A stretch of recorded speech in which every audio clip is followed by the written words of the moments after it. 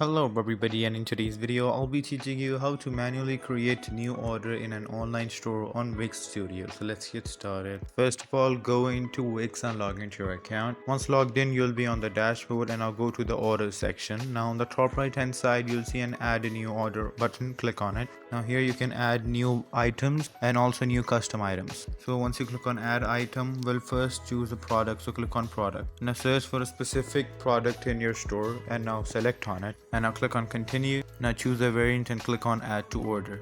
Now let's add a service as well. So search for the service and click on continue. Now fill in all the information such as the location and click on add to order. Now you can also add a custom item, so just click on it and now start by giving it a title and also the price. You can also add a custom fee such as insurance, a tip or tax. On the order page you can also easily adjust the quantity of the product. Now fill in the customer information at the bottom. Now click on create order and there you go. If you guys found this video helpful, make sure to leave a like and subscribe to our channel. I'll see you all in the next one. Goodbye.